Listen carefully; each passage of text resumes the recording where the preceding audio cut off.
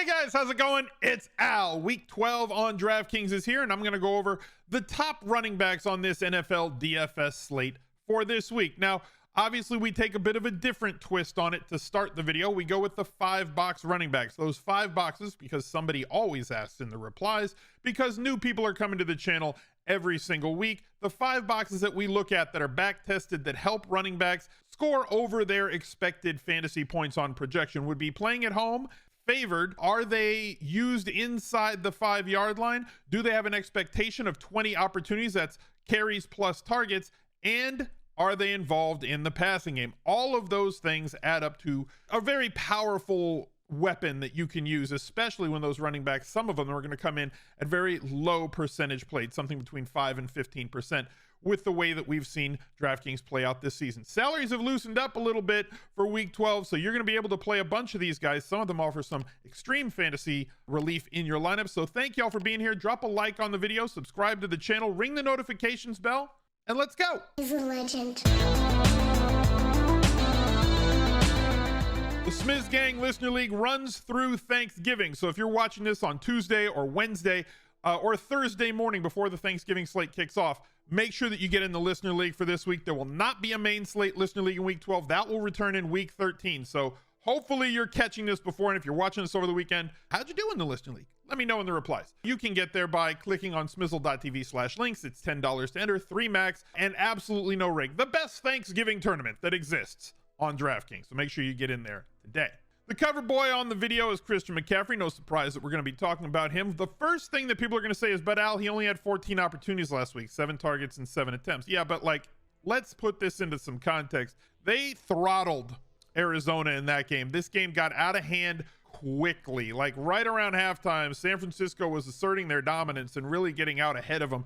What I was very intrigued by and most encouraged by as somebody who is, I don't know, not a stan of Christian McCaffrey, but somebody who's always waving that Christian McCaffrey flag. He was somebody we were drafting number 1 in tournaments, best ball tournaments all summer long, because I felt that he was a better pick at number 1 because of his floor and ceiling combination in season long versus what Jonathan Taylor brings. He was the higher ceiling play. If Christian McCaffrey played 17 games, he's going to be the best running back on the year more often than not, just because of the skill set that he has. And the same is involved for daily fantasy. He did not split carries in the first 3 drives at all, or split snaps at all with Elijah Mitchell. After the week before in week 10, where it was like, well, you know, Mitchell's back and he looked pretty good, and they're using McCaffrey like 60-65% of the time and Mitchell 35-40% of the time. No, it was all McCaffrey in the first half of this game until the game started spiraling out of control in their favor.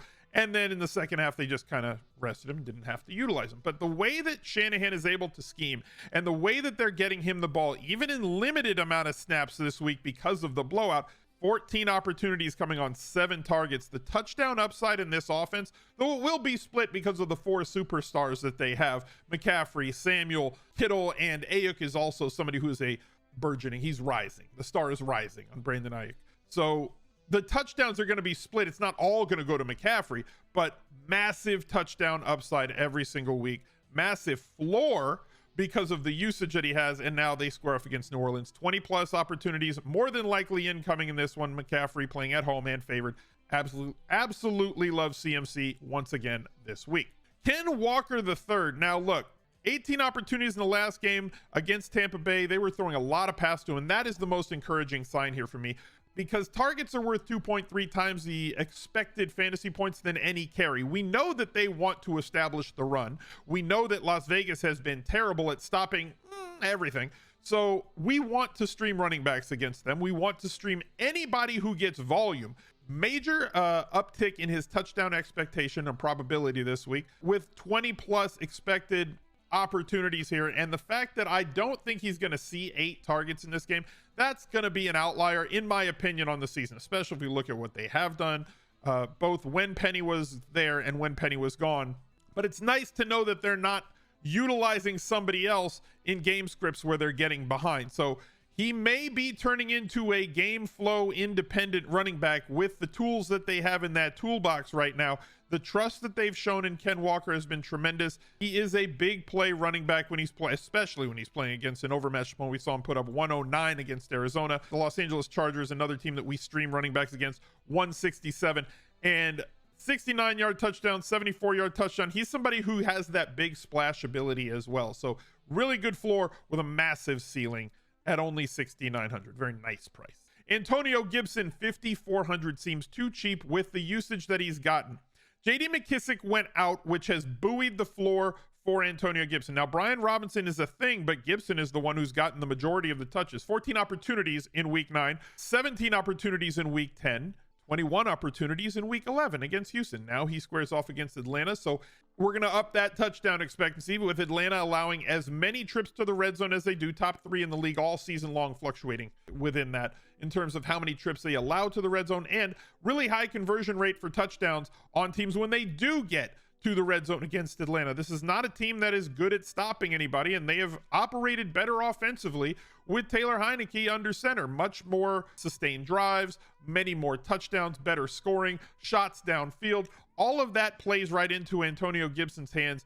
We could be seeing a bit of a jump here this week. When the volume stays this high for a running back who has the big playability he has shown over the years, even though we really haven't seen it this year with a long of a 20-yard play from him, a lot of that is offense. A lot of that is just the way that they do things, and the lack of, very honestly, the lack of continued usage for him. He saw great usage early in the year. We're back to that now after missing it in the middle of the season. J.D. McKissic's absence really boosts him at home, favored only 5,400. We're gonna have to see what the percentage is on him as we get after Thanksgiving later in the week. He strikes me as somebody who's not going to be as highly played as some of these other running backs that we're going to talk about. There's 8 of them on this video, which could hold him under 15% and possibly under 12 or under 10%, where he would be a fantastic value on percent owned and give you a lot of salary relief at 5,400. Jeff Wilson Jr. is going to be popular. 5 targets, 17 attempts against Cleveland. Why do we see so many teams playing like Cleveland and then Houston, or Houston and then Detroit? Like all the streaming teams. We saw it with Saquon Barkley. We've seen it with other players as well. The Chargers, the Browns, the Texans, and like these and the Lions are teams that we want to stream running backs against. It's funny how they've been coupled back to back to back so many times this year. Chicago's in there as well. Since he came over, obviously is aware of the system, having played in it in San Francisco. They seem to prefer him over Raheem Mostert. Now, it could be a hot hand situation. So this could be a trap. He could be dangerous. I fully understand that. I'm willing to take that on. Even if he only plays 60%. If he's the 60% guy and they're going to turn Mostert into the change of pace, speed back, 40% of the touches and snaps right now. It looks like they want Wilson to be the guy. He has shown a tremendous burst, good in both the pass game and the run game. And this Miami team should throttle Houston. They are massive favorites this week. They're 12-point favorites, a team total of 29. Touchdowns should be falling out of this Dolphins offense. Some of them could come through the air. Obviously, Tyreek Hill and Jalen Waddle, tremendous athletes. But if Wilson scores a first half touchdown, he has a very good likelihood of scoring multiples on the day. So Wilson Jr. going to be extremely popular this week, only 5,900. One of the core tournament plays and probably a core cash game play this week as well.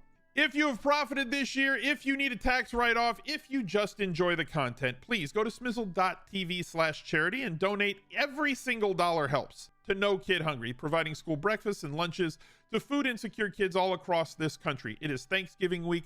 Let's take a second to be reflective and give thanks for everything that we have, because if you're playing daily fantasy and you are looking on YouTube for daily fantasy information or entertainment information, you have a couple of extra dollars you could use to do something great, to be a part of something bigger than yourself. As I said, every single dollar helps. If you have 10, 20, 100, $500 that you want to donate, that's awesome.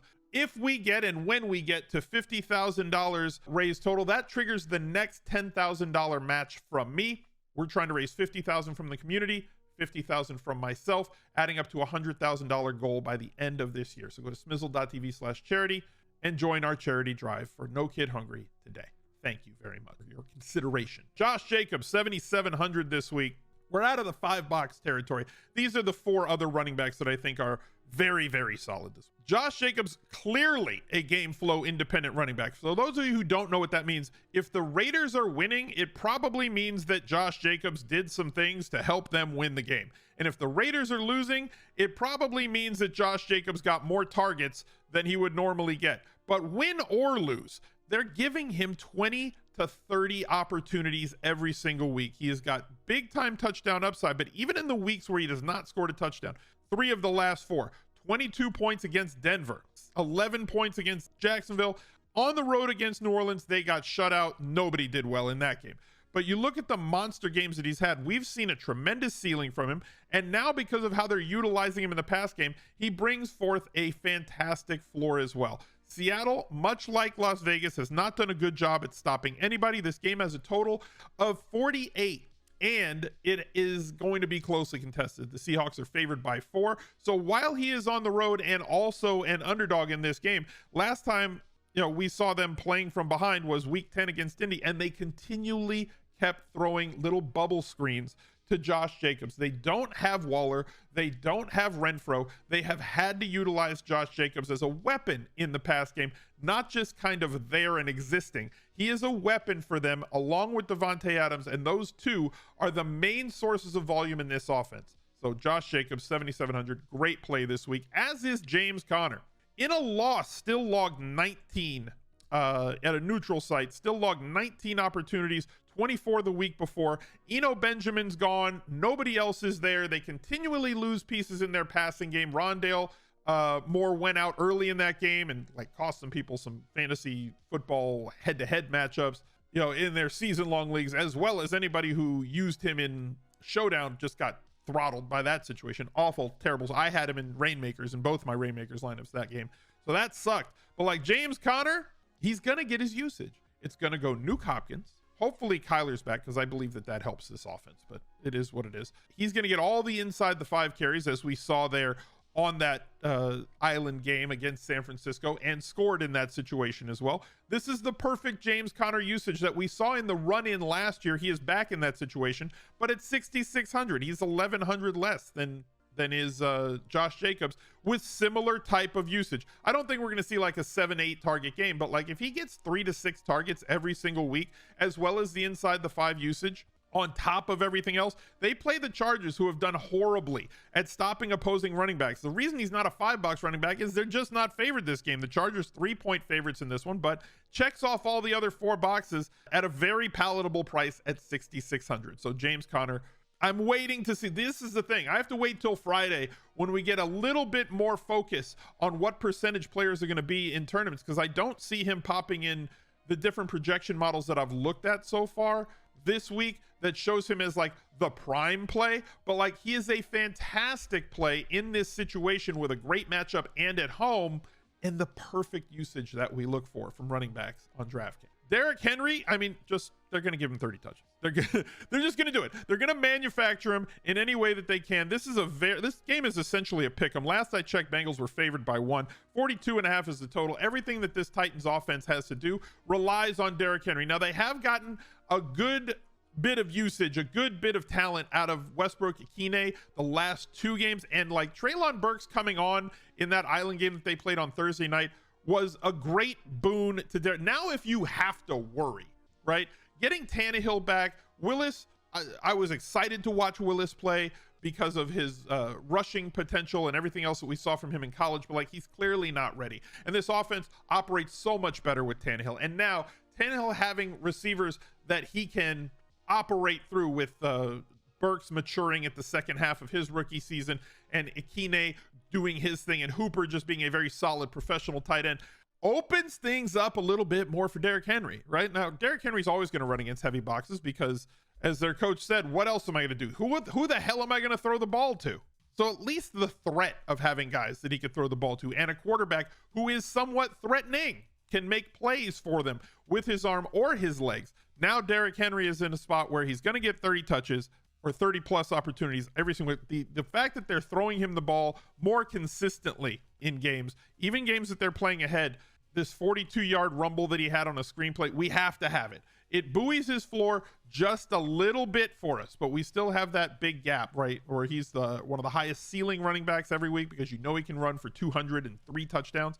So you get these 25 to 40 point games that we can see out of him. But like the fact that he's not a 5, 6, 7 target running back, him, Nick Chubb, leaves us with this type of floor where he could have like 85 yards, no touchdown, and not gonna have enough for us in the passing game to just kind of have that single digit game. But nobody has a higher ceiling on a week in, week out basis than Derrick Henry does. So thank you guys for watching. Look out for another video right there. He's a legend.